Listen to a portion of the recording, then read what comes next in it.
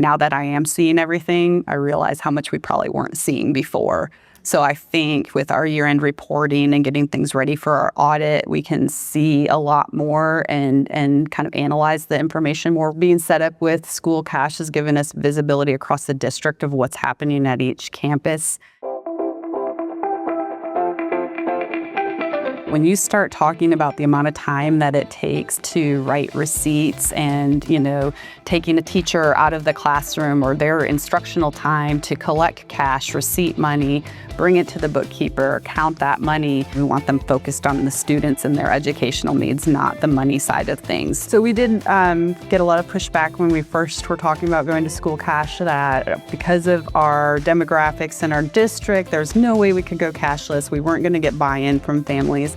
And we had one intermediate school who right off the bat just took this under their wing and said, we're going to make this work. They started out the year with their Meet the Teacher nights and open houses, just having someone available to help get parents enrolled. So they ended the first school year at about 95% adoption rate. So one thing that they did was they actually brought in a credit union to the parent nights to help educate parents about finances and help get some of these parents set up with bank accounts who maybe didn't have a bank account previously.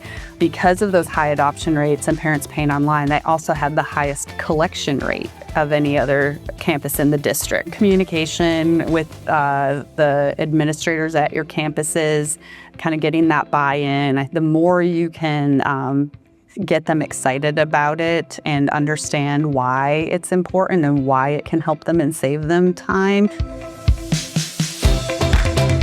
Campuses that are using them are seeing an increase in sales in certain areas, specifically like their concessions, tickets, that immediate need. We're in a time where more people are cashless as an individual, so being able to just swipe that credit card.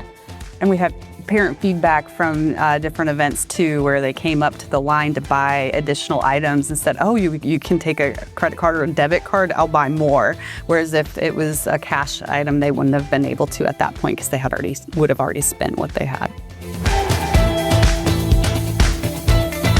So it does make it easier for us to access and see what is going on campuses if we have questions. I would say definitely it reduced risk because anytime you get cash out of the mix, there's not that opportunity for cash to go missing. Whereas if they pay online, you now have a record of that payment. You can't go spend that money without a record. So you can't have those unreported transactions that you potentially had when you were dealing with cash. And taking that cash out of the mix, I think, is key.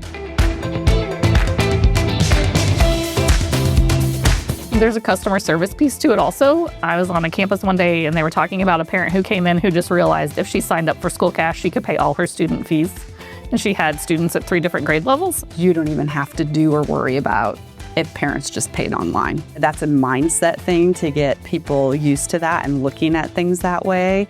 It'll free up so much time, and especially for our teachers, our instructors, we want them in the classroom.